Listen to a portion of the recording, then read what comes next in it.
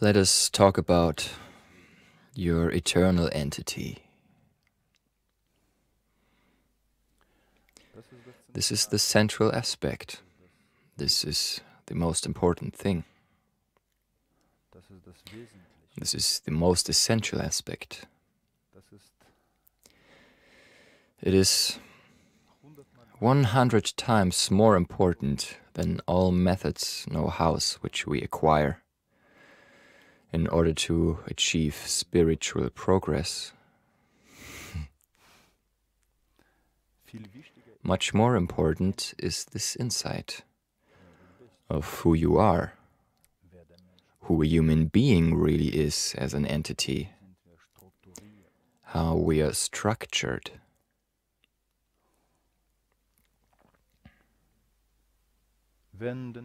If a human being receives a note where it reads, I am ... and this 50 times, and we would continue the sentences, something like that would always come out. A German, an Arab, a Turk, a father, 3 children, a soldier, a banker, an atheist, a Christian, and everybody's darling, a rich man, an unhappy woman, and so forth.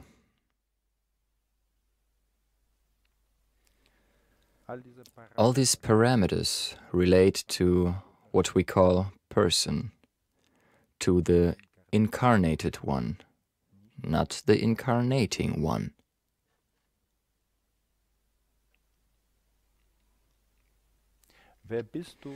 Who are you when you are not incarnated right now?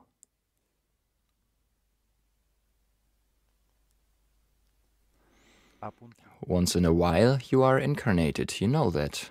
Once in a while you build yourself a new person for the actual purpose of your development. A new incarnation. But who is the one who does this?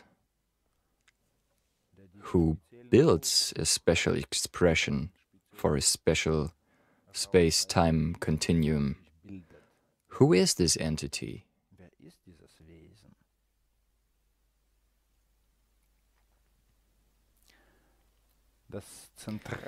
The central point is that this entity, which you are, is entirely different from what constitutes your current person, which you are also. The difference is, which we know as the difference between content and form, between universal and concrete, between possible and real. And as a decision is a small selection, a small segment of the whole area of all possibilities, your person, your incarnation, is a small selection of the sum of all the possibilities of the self. The tip of the iceberg, the visible, the focal point, but not what creates the focal point. It is like in this analogy of the focal point. It is created with a lens and the sunlight. and it is hot and concrete, very much perceptible, but does not have an existence on its own. It has only been created due to the lens and the sunlight, and likewise the person, the actual one of you, the one before and the one coming, which you will rebuild again. It is very perceptible. The friction between the self and the matter is very perceptible, and still it is the smallest part of you.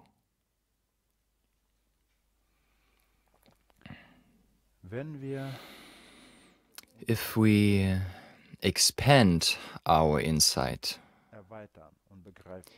and we understand that we are selves, eternal, creative, divine entities, which for themselves always build new concrete expression in the new cultural environments, in new time periods, that we are these entities, then something happens in the depth.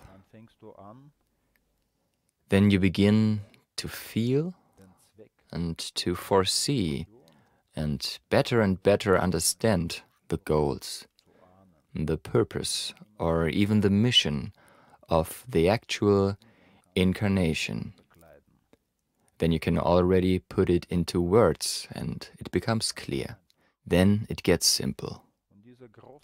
And this great meta-resource, which you are, will radically and decisively change the life of that person. Let us now look at how the self builds the person. The self is not spiritual. The self is not energetic. The self is not material. On the level of evolution where selves develop, where you develop as an entity, as an individuality, this is still not the incarnation. This is a self-development, a self-creation, a self-birth. On this level of evolution, there is still no distinction between information, energy, and matter. This oneness has not separated yet into the Trinity. Of this unified info-energetic density, the self consists. Exactly the same substance has what we call God Creator. The relationship between what we call God Creator and the self is like the relationship between the ocean and a wave. It is the same element, the same water. There is no difference between the wave and the ocean. The deeper you dive into the wave, the deeper you are in the ocean. There is no boundary in between. Wave is ocean, a concrete expression. And so the self is God, a concrete expression of it, the individual side of God. It is not a creation of God. The self is creator, not a creation. The totality and the individuality of the level of creation develop simultaneously. The total creator and the individual creator, this is what we call God and human. It is the first polarity among all other polarities. At that point, there is still no creation. There is no planet Earth, no sun, no universe, but the human being already exists, still not in the incarnated condition, instead as an individual creator. After that comes the separation into information, energy, and matter. And here, there is also a transformation within you as the self. On this level of yourself, or you as a self, you receive, so to speak, three sides, like a prism has three sides: an informative, an energetic, and a material side. Let us now look at that picture, at that scheme. The great circle, consisting of three colors, which merge into each other. This is the totality of the self. And as you see, there are the words information, energy, and matter. Meaning, the self has three sides: an informative side with the name of spirit, Geist in German, an energetic side with the name soul, Seele in German, and also a material side.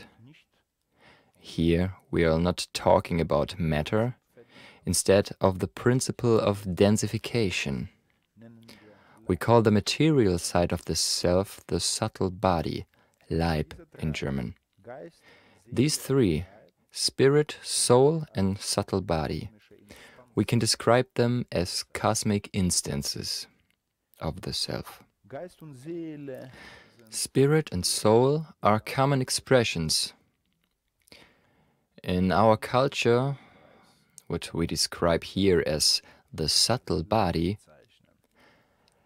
has been put into the shadow, has been forgotten. Why? Well, in our tradition, the physical has been demonized and been associated with dirt and sin. So, this is no miracle. For a cosmic instance, the subtle body is very concrete, very compacted. This is the blinded out cosmic instance in us. This is what the Native Americans see as a power animal, as a magical, knowing, protective entity. This is not something external. It is something internal in you, as well as the spirit and the soul, which are inseparable parts in you. Now we see how the self separates itself, how Trinity develops from oneness. This is the antithesis. And then there is what we call incarnation. We can better say in-personification. It is not just about that your spiritual side goes into the flesh. It does not occur in that manner. Instead, the person is built out of these three aspects: the informational, the energetic, and the material aspect. This is what is located in the inner circle. And here you see that the spirit forms the intellect, the mind. The soul builds the psyche of the person. And the subtle body creates the physical body, Körper in German. And this trinity, or threefold unity, this synthesis, it is oneness as well as trinity. This threefold unity of intellect, psyche and body is exactly what we describe as person, or as incarnation, as the visible human being, as the timely, spatial human being, in comparison to the self, which is out of time and out of space. This threefold symmetry brings the whole thing to the point. In this manner, you create your actual person for each new life, with new abilities, each new assignments, a representative in time and space. And this person gathers its experiences, develops new capabilities, which later, after the integration of that person, which we call death, these newly acquired abilities and experiences are turned over to the self. And exactly that is the sense of the incarnation. Due to the incarnations, you develop yourself, your self. You expand, you experience yourself in the depth. Many human beings say, I know that I have a higher self, but I do not feel it. At first, the self is higher, but it is also lower. It is wider and also narrower. It is lower vibrating and higher vibrating. But you can also leave out all these attributes and just call it the self. The word higher self supposedly implies its spiritual nature, but the self is not spiritual. It is whole. Therefore, what is this statement that I do not feel myself? It is not correct. There is no human being who does not feel his self. Each human being is the self in person. You are always the self, the person once in a while. Why do human beings allege that they do not feel the self? There is an expectation that the awareness of the self should be something special, something concrete. We are so calibrated in this world that awareness has a special character, to take an object into our hand and feel it. And all of this does not apply to the self. The self is total. You swim in the self the whole time. The self is closer to you than your own breath. We expect a certain perception, and it does not exist. In every second you feel yourself multiple times, but it is so absolute, familiar and normal that you do not have a special sensation. You expect a certain frequency where the awareness appears, and it is not there. It is like trying to find the wallet under the street lamp because this is where the light is. But it is not there, it is in the dark. It is wide and broad, and it is total. It is something obvious, something self-evident, the self. The communication between you as the self and you as the person lives incessantly, namely, based on the three aspects which we have explained earlier. Spirit communicates permanently with the intellect.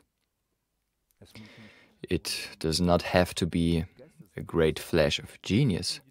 These are the most clearly inputs. but there is also a silent stream of authentic thoughts, often without any reason, just as pure result, which shows up in the intellect. This is the language of the spirit. This is the conversation of the spirit with the intellect, from self to the person. But it is not perceived as such, as a form of communication.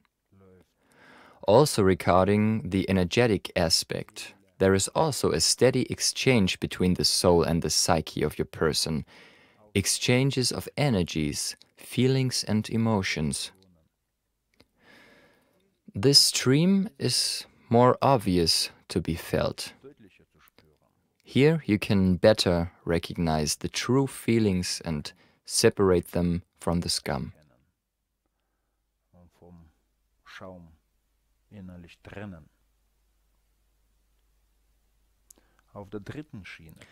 Regarding the third aspect, the subtle body communicates permanently with the physical body. This communication is so total, it is more like directing. This is the most interfering instance. It is not just advising, it is a truly regulating force. The millionfold of processes which occur each second, beginning with all the chemical processes to light communications in the cells via biophotons, which instantaneously connect all the cells in the body with each other, like an orchestra. This works over the light, not over chemical processes, which are way too slow.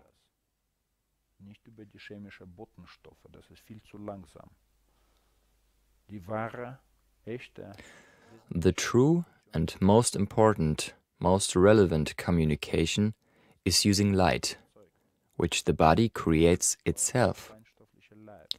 And the subtle body directs all of this. It is a steady communication and control of the physical body. Without this control, physical life would not be possible. Beyond that, there are also powerful impulses, which we sometimes call instincts. This is the language of the subtle body. You see, the communication exists.